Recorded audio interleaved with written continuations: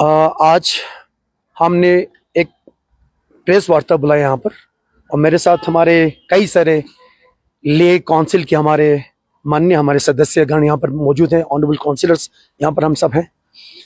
कई लोगों ने आना था तो कुछ कई कारणों की वजह से यहाँ नहीं पाए। एक विषय को लेकर हमने आज एक हमारे प्रेस के भाई बंधुओं को बुलाया। सबों ने देखा और सबों ने इस चीज़ को बड़ा दुख के साथ इस चीज़ को महसूस किया कि यूटी प्रशासन ने बिना वजह, अब क्या वजह हो सकते हम जानना चाहेंगे, किन कारणों की वजह से ले का डीसी डिप्टी कमिश्नर श्रीकांत बाला साहब सुसे जी, जो एक काबिल ऑफिसर हैं, उनके नेतृत्व में जो जिस तरह से ले जिले का विकास हो रहा है, हर लिहाज से हर जगह पर, और सबों को साथ लेकर काउंसिल की मर्यादा को, काउंसिल की मान को ऊपर रखकर, सबको साथ लेकर, सारे काउंसिलर्स को इज्जत देकर एक बाखूबी काम कर रहे थे। अचानक हमें सुनने को या सोशल मीडिया में कि डीसी का तबादला हो जाता है यहां से, जबकि यहां पर जुलाई के लगभग जुलाई के मिड में हम पहुंचे हैं। बहुत सारे काउंसिलर ने अपने सीसीडीएफ का जो जितना भी विकास का जो भी उन्होंने जो पैसा निकालना था, पैसा देना था, सारे पाइपलाइन में है। काउंसिल के बहुत सारे बड़े बड़े प्रोजेक्ट पाइपलाइन में है और सारे डीसी साहब की निगरानी में हो रहा है।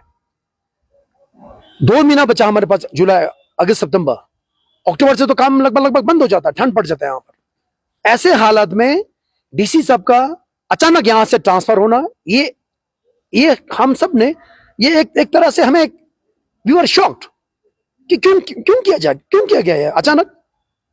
ऐसा क्या वजह था कि अचानक डीसी को ट्रांसफर किया गया यहां से? वो सारा काम यहां पर चल रहा है, सारा विकास का जितना भी निर्माण कार्य है वो सारा यहां पर चल रहा है। और हमने कोशिश की और हमें बताया जाता कि नहीं, कुछ फर्क नहीं पड़ेगा, करगिल से यहां पर आएंगे, यहां पर तो वो भी लद्दाख को जान चुके हैं, पहचान चुके हैं। भाई, ये जब यहां से कोई दूसरा जो कोई ऑफिसर यहां पर आएगा, हर डिपार्टमेंट को रिव्यू लेने में, कौन से डिपार्टमेंट का क्या काम चल रहा है, कौन से काउंसिल का क्या क्या प्रोजेक्ट चल रहा है, इन सबको पहचानने में, इन सबको समझने में उनको टाइम लगेगा, समय लगेगा। तो ऐसे हालत में डीसी साहब का यहां से ट्रांसफर होना एक बहुत गलत डिसीजन हुआ यूटी प्रशासन की तरफ से। तो हमारी गुजारिश है, हम सारे काउंसिलर्स की तरफ से, हमारे भी मीटिंग हुआ और किसी ने इसको स्वीकार नहीं किया। हम अभी भी नहीं स्वीकारते इस चीज को कि डीसी साहब का यहां से तबादला किया गया। हमारी प्रार्थना है, हमारी हाथ जोड़ के विनती है माननीय हमारे एलजी साहब से, एडवाइजर डॉक्टर पावन कोटवाल जी से, इसका संज्ञान ले, इस पर दोबारा से विचार करें, गौर करें, और डीसी साहब का जो तबादला यहां से करगिल हुआ है उसको रोके और उनको यहीं पर रखे। हमारे कुछ और सदस्य कुछ कहना चाहेंगे इसके ऊपर? मैं इस पर 2 पॉइंट ऐड करना चाहूँगा।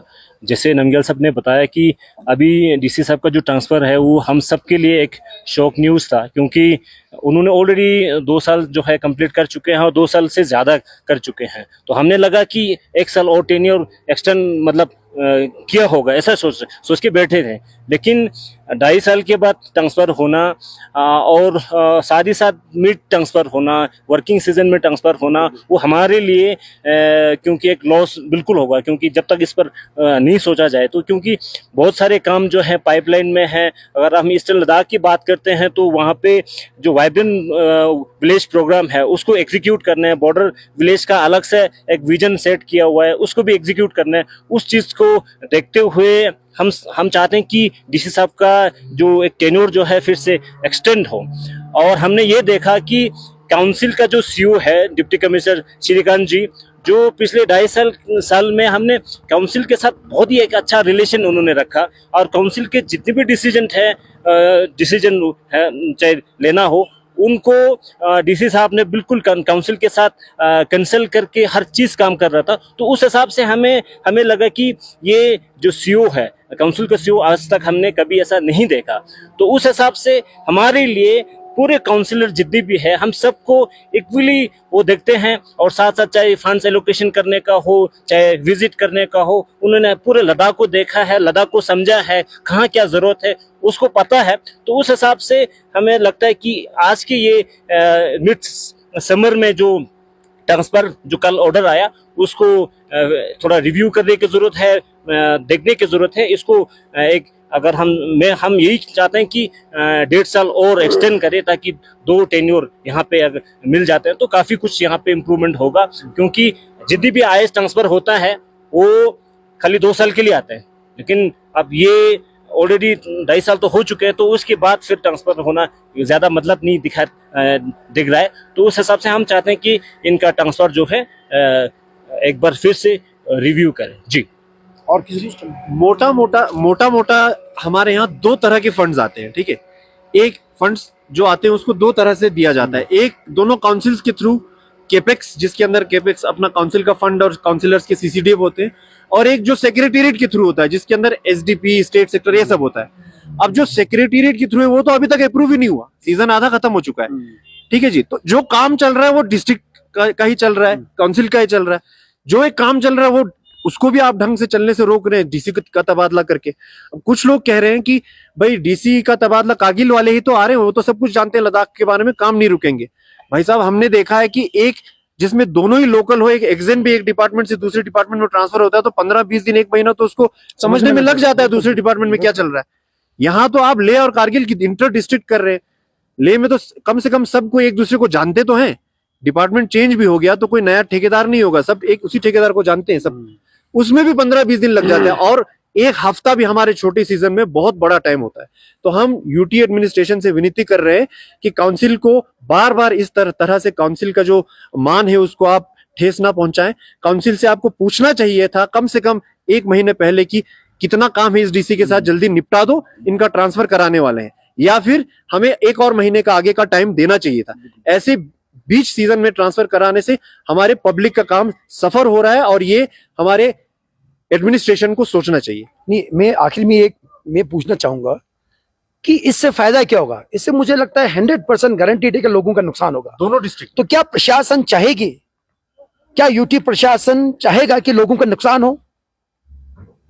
हम तो यहाँ पर तरक्की की बात करते हैं, डिले फ्री की बात करते हैं, और अच्छी बात है उपराज्यपाल का जो विजन है कि काम जोर शोर से होगा, लगातार होगा, रफ्तार पकड़ेगी, तेजी आएगी काम में।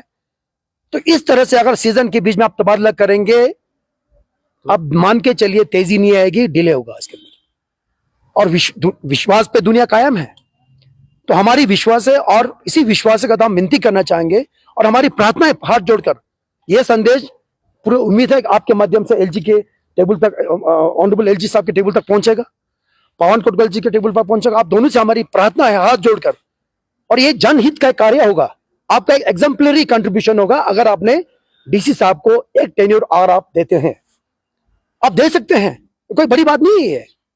लोगों के हित को ध्यान में रखते हुए मुझे पूरा विश्वास है कि इस पर दोबारा से संज्ञान लिया जाएगा प्रशासन की तरफ से, और उनका तबादला को रोका जाएगा, जो हमारी मांग रहेगी और हमारा मांग है। हम नहीं चाहेंगे DC यहां से जाएं और हमारे जो तरक्की का जो रास्ता जो जाल बिछा ले के अंदर उसमें कोई रुकावट हो, हम नहीं चाहेंगे इनका ट्रांसफर हो। तो प्लीज ट्रांसफर को रोकने की बहुत जरूरत है। और बहुत सारे ऐसे IAS ऑफिसर से जिनका 2 साल से ज्यादा बहुत हो चुका है, वो भी तो काम कर रहे हैं ना। ऐसा तो नहीं है, मिनिमम होता है कि मिनिमम इनको पूरा करना होता है, बाकी ज्यादा जरूरत के हिसाब से हर ऑफिसर रहते हैं। अभी देखिए सेक्रेटेरिएट में कितने ऐसे ऑफिसर्स हैं जिनका ज्यादा टाइम हुआ, वो अच्छा काम कर रहे हैं, जरूरत थी उनकी इसलिए रख रहे हैं, तो इनको भी रखा जाए। बिल्कुल बिल्कुल, इनको भी रखा जाए, बिल्कुल।